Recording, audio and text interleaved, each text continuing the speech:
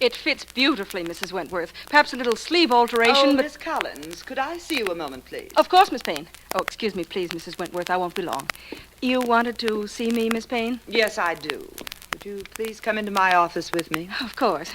I just saw the sales figures for last week, Miss Payne. They're up from the same week last year and the year before. Yes, I imagined they would be. The year before was the year you came with me, wasn't it? Yes, that's right. I'll be here 2 years this month. Yes, that's what I thought. Come in, Clay. Thank you. You may sit down if you like. Thank you. Now then, you were saying something about sales figures, Claire. About the fact that they're up. Yes, and I imagine profits are up accordingly. How much would they be up if you hadn't been stealing from the shop? Miss Payne. Now, let's stop the pretense. I know all about your declaring yourself in on the profits, Claire. Well, the only thing I don't know is how you're going to pay back what you've stolen. According to these records, the amount is $12,465. I needed the money, Miss Payne, and I had to have it. I'll pay you back. Will you? Then there isn't any more to be said, is there? $12,465 by Saturday of this week. That is all, Claire. Saturday of this week, but I couldn't If possibly... I don't have the money by Saturday, I shall turn the entire matter over to the police. You have until Saturday, Claire. I have until Saturday to get the money. That isn't very long, is it? But perhaps it does give me time enough to find another way out.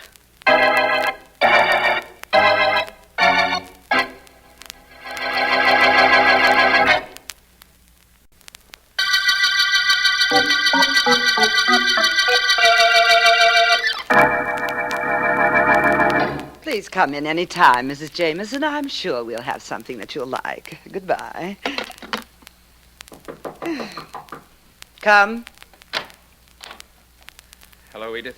Sidney, what do you want here? A job in the store, Edith.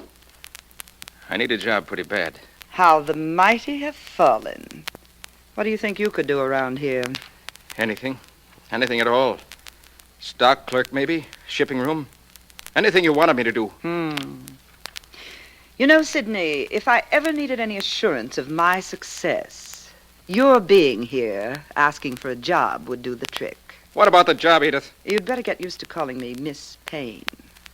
You remember my last name, don't you? I remember everything about you. How you came to my shop, this same shop, 5 years ago, and asked me for a job. And how I gave it to you. Yes, you did. As a stock clerk. $12 a week. With a chance for advancement. You certainly advanced. And quickly. Before I knew it, I was depending on you for everything. And then one day I found you had control of my business. That won't happen again, Sidney. The other way around, I mean. All right, you start as a stock clerk for $12 a week. And no chance for advancement. Want the job? Edith! Nobody can say I don't remember my friends. Oh, excuse me, friend. Miss Payne speaking. This is Tom Henderson, Miss Payne. Oh, yes, Mr. Henderson. I own the Paris Import Dress Shop on Fifth Avenue. I know. What can I do for you? I'll tell you what you can do. You can stop sending those snoopers of yours over to my store to sketch my imports so you can make them up cheaper. That's what you can do. So far as I've been able to find out, there are no copyrights on designs, Mr. Henderson. And besides, my designers just happen to think of the same models that you go to the expense of importing. Is that all? No, it isn't all. My business has been cut in half. I'm on the verge of bankruptcy because of your unethical tactics. But you're going to have to stop, Miss Payne, or I'll find a way to stop you. That is all. Very excitable man. Now, where were we, Sidney? You were offering me a job at $12 a week. The same job under the same circumstances that I offered you 5 years ago. Not exactly the same circumstances, Sidney. You see, I was smarter than you are. And I still am. You want a job. You've got it. Now go on, get out and tell the bookkeeper. Only leave me alone right now. I have troubles. Have you, Edith? I mean, Miss Payne. I don't doubt it. You can't push little people around without having worries. Yes, my dear. One little person can see to it that you have one big trouble.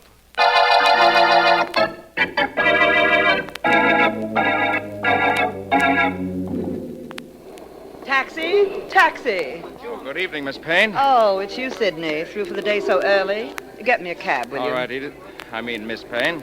But I think I'll have better luck down at the corner. It's only a short walk. Shall I try there? Might as well. Oh, I'll go with you.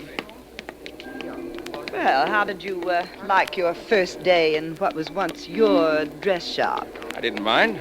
Too much. You shouldn't mind, you know. You asked for a job, and I gave you one.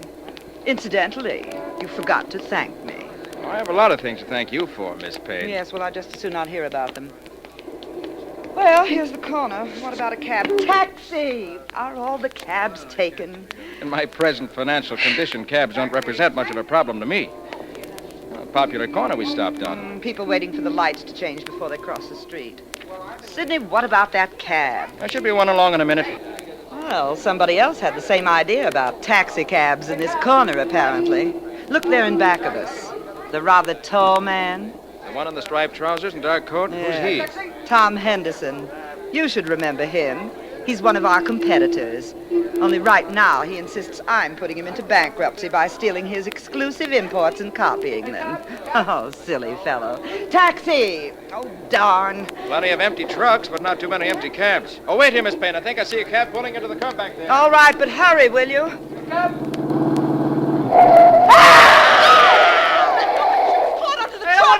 Somebody pushed her! Let me through! Oh. Look at her. Lying there dead. And I was with her only a moment ago. Poor Edith Payne.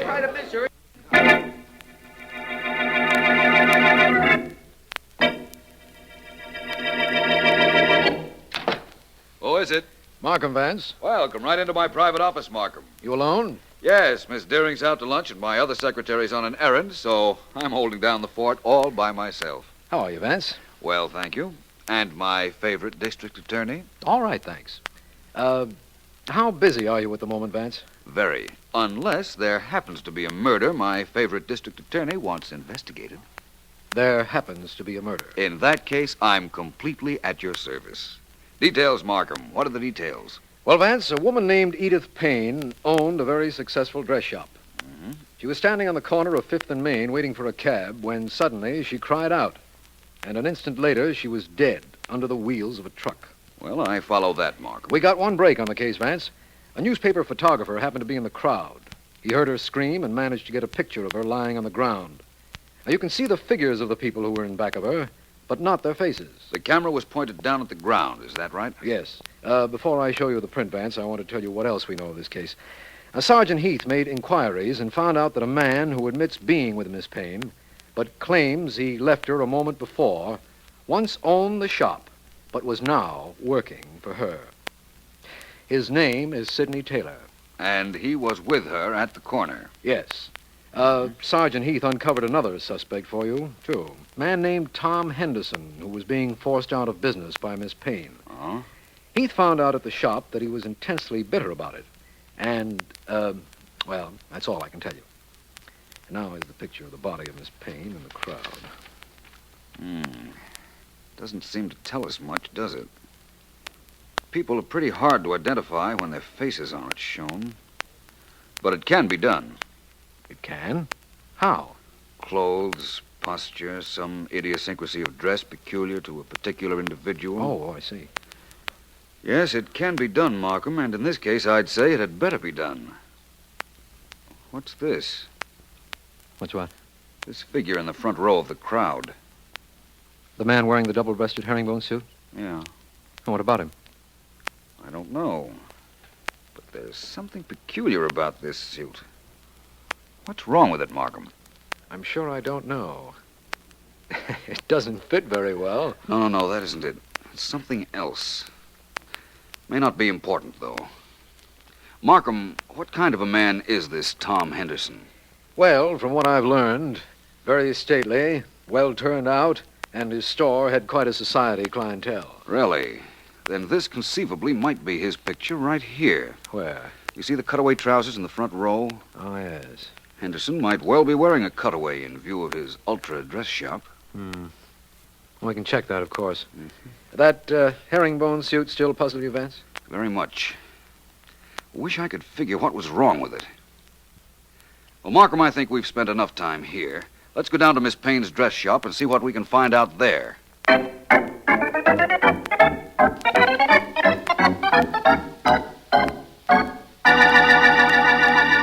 You say your name is Claire Collins and you're the manager of this shop. That's right, Mr. Vance.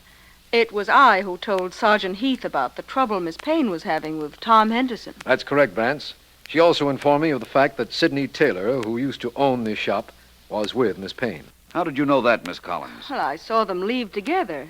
I go in the opposite direction, but I saw them walk toward the corner together. Well, that's logical enough. You may go if you like, Miss Collins. Only, please don't leave the store. You're an excellent source of information, and I'd like to keep you handy. Glad to be of assistance, Mr. Vance. Oh, just one moment, Miss Collins. Would you take a look at this picture, please? Certainly. Well? Do you recognize anyone in this picture besides Miss Payne, of course? Well, how could I? There aren't any faces shown. Oh, I didn't think you'd be able to pick anyone out, but there was always a chance. Miss Collins, there was no bad feeling between Miss Payne and you, was there? Of course not. Thank you. You may go now. I'll send for you if I want you. All right, Mr. Vance. I'll be where I can be reached. Well, Vance? Attractive, isn't she? Yes, very. I see you're looking at Miss Payne's daily calendar. Anything there? Not yet. Just routine appointments, I'd say. What's this? What's what? On this page. Take a look, Markham. On the page reserved for Saturday of this week, there are these 4 letters. What do you make of them? Well, they look like... Well, that first letter looks like a P.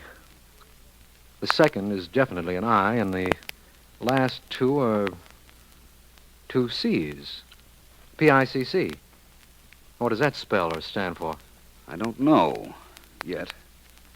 Oh, but that first letter isn't a P, Markham. The first stroke is curved, not up and down. Well, perhaps it's code of some kind. No, I think I know what it is now. I'll give you this much of a hint. The CC, those last 2 letters, unless I'm very much mistaken. Which you rarely are. Thank you. Stand for Claire Collins, the young lady who was just in here. Oh? And the first 2? They're shorthand symbols, Markham. Pittman shorthand. Transcribed, the notes under Saturday's date read, Last Day, Claire Collins.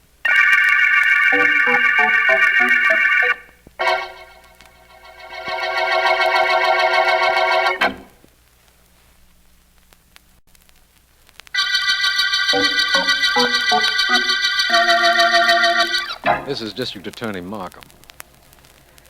The Herringbone murder case opened with the finding of the body of Edith Payne, dress shop owner. She had apparently been pushed under the wheels of a truck, and a newspaper photographer passing by had snapped a picture almost immediately after the accident. No one in the crowd that surrounded the body was identifiable. Later, at the dress shop, Philo Vance discovered a memorandum concerning the store manager, Claire Collins, left by the dead owner.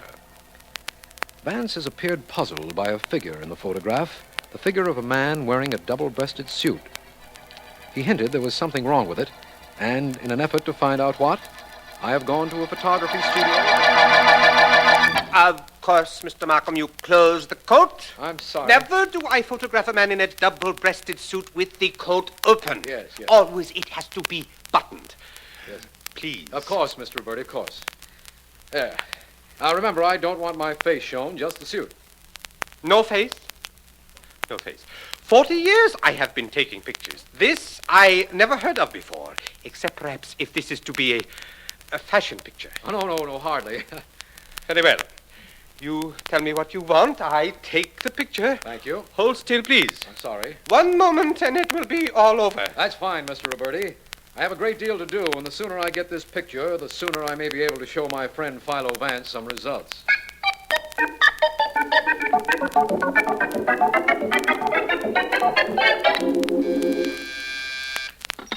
Yes? Mr. Henderson, there's a gentleman in the outer office who wishes to see you. He says his name is Sidney Taylor. Taylor, huh? Fine. Send him in, please. Sidney Taylor coming to see me. I wonder if... Mr. Henderson? Come in, Mr. Taylor. Sit down. Thank you. You know me, Mr. Henderson? I know about you. You once owned the dress shop Edith Payne was running. That's right. I had no love for her, Mr. Henderson. I have no feeling of remorse now that she's gone. Remorse? You mean you killed her? Mr. Henderson, how much do you think the police would like to know that you were on the corner in back of us when Edith Payne was murdered? If they knew that she was ruining my business, I imagine they would be very interested, if I were there. Oh, you were there, all right. I saw you.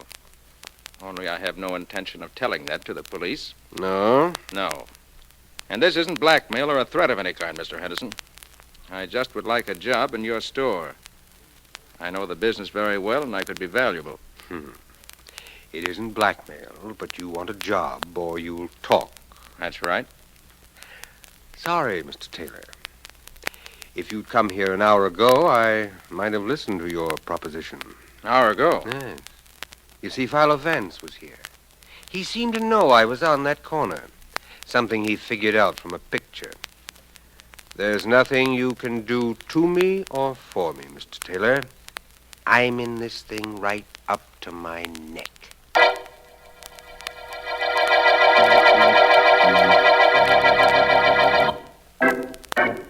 I just dropped into your office for a moment, Markham. I want another look at that photograph of the crowd at the death scene. That double-breasted herringbone suit still has you stopped, Vance? Well, I wouldn't say that exactly, Markham. What about that mysterious memorandum you deciphered from Miss Payne's calendar? The one that read, "Last day, Claire Collins." I'll get to that in due time. Vance, I'm quite convinced that you know more about the solution of this case than you're admitting. Why the reticence? I'm not holding back because I want to be secretive, Markham. It's true I have a definite idea as to who killed Miss Payne. But you're the district attorney, and you're liable to become prejudiced against the person who I think is guilty. If you think he's guilty, Vance, I guarantee he is. That's just what I meant. I'd rather wait until I had proof. Just as you say. But I felt a little unhappy about that herringbone-suited figure. You mentioned there was something wrong with the suit, so I had a picture taken of myself to compare with it. And you found that there was a difference in the way your suit was buttoned and the way the one in the group picture was buttoned. You knew that, Vance? I realized what was wrong with the herringbone suit after I left you, Markham. I'm sorry you went to the trouble of having a picture taken. So am I now. Do you think that the herringbone suit is important, Vance? In the solving of this case, I mean. Important, Markham? No, I wouldn't say it was important. I'd say it was vital.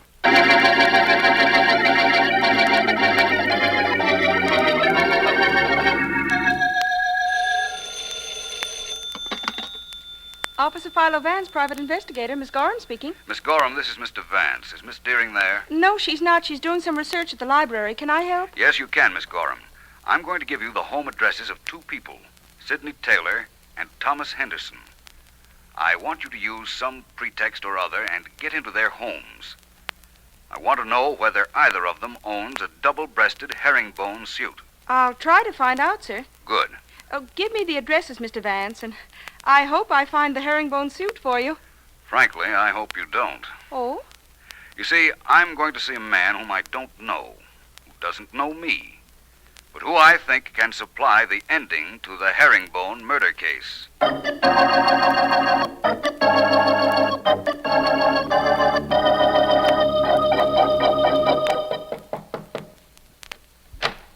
Yeah? How do you do? My name is Vance. You don't know me. No kidding. Of course I don't know you. And I'll let you in on something. That's okay with me. Just one moment, please. I'm not selling anything. That's good, because I'm not buying nothing. So suppose we start by you knocking on the door, and this time I'll ignore it. So long. Wait a moment. Just one moment. How would you like to make $50? Oh, I see. You're not selling anything. You're the one that's buying. That's right. $50 worth of the answer to one question. Brother, this beats those radio quiz games. You got to work up to the big money question on them. Well, what is it? Do you own a double-breasted herringbone suit, and did you let somebody else wear it yesterday? That's really two questions, but I'll let it go on account of there's only one answer to both of them. The answer is yeah. Thank you. Here's your money. You've earned it. I have. Well, what do you know about that? Hey, call again, will you, Mr. Vance? Call again.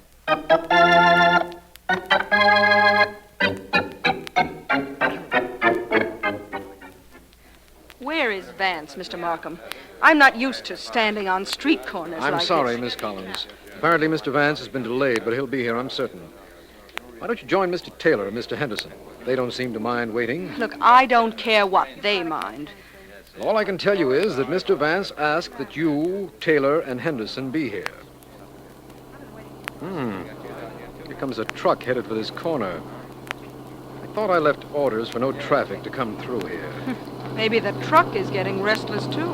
That isn't the reason. Look who's riding with the driver. It's Vance.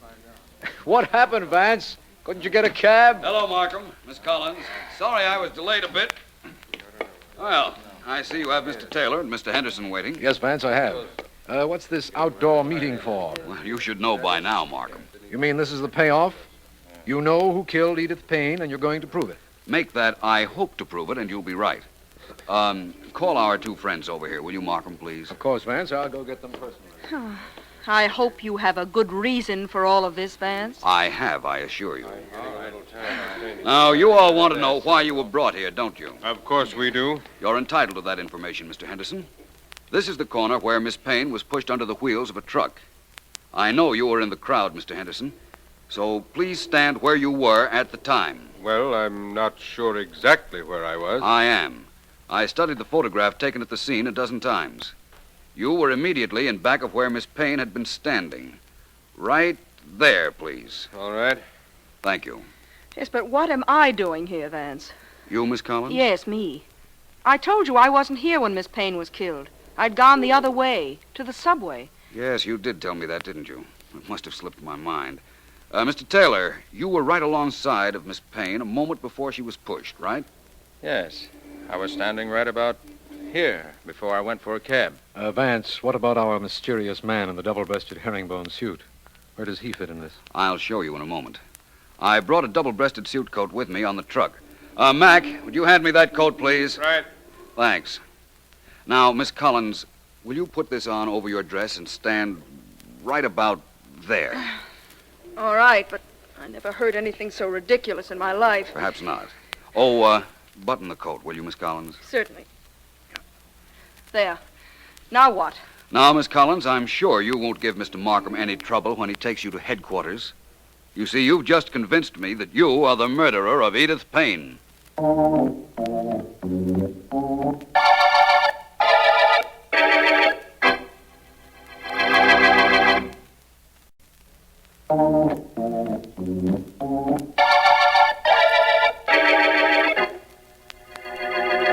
May I have this in very small pieces, please, Vance? The explanation of how you knew Claire Collins pushed Miss Payne to her death, I mean. Certainly, Markham. First of all, you're entitled to know how I knew it was a woman. I go along with that. It was a herringbone suit, Markham. The double-breasted herringbone suit we saw in that picture. It was buttoned the wrong way. Yes, I know. Buttoned from right to left. A woman buttons everything that way, from a blouse to a topcoat. And a man buttons everything from left to right. I'm beginning to understand your logic now. You were convinced that the herringbone wearer was a woman. And you wanted to know what a woman would be doing at the scene of a crime wearing a man's suit. Right. She probably wore it so that if she had to skip in a hurry, witnesses would say a man was seen running away. She didn't have to run because apparently nobody saw her push Miss Payne. But, Vance, any woman could have been wearing a man's suit. Why did it have to be Miss Collins? Markham, where would a woman get a man's suit? Rent it. Or buy it, I say. Renting it would be dangerous. The suit wasn't new, so it wasn't bought. Of course, it could have been a second-hand suit that was purchased, but fortunately it wasn't. Well, how was it gotten? It was borrowed from a neighbor, just as I thought it would be. I went to Miss Collins' apartment house and questioned her neighbors until I found a man who'd loaned her his double-breasted suit. Then, when I rode up on the truck this afternoon, I had her put on a coat just to make sure she buttoned it as all women do, from right to left. Yes, I understand now. Vance, do you know why Miss Collins killed Miss Payne? No, I'll admit I don't know the motive. Well, then, for a change, I can tell you something. It seems that Miss Payne had given her until Saturday to return the money she had stolen or be turned over to the police. She couldn't return the money, so she did away with Miss Payne and would have been in the clear if it weren't for you. A lot of people must hate you, Vance. Most criminals do, I imagine. You're not included in that not-so-select group, are you, Markham? Me? Oh, no, Vance. I'm on your side. I'm one of the many who want to see you operate and wind up mysteries, just as you wound up the Herringbone murder case.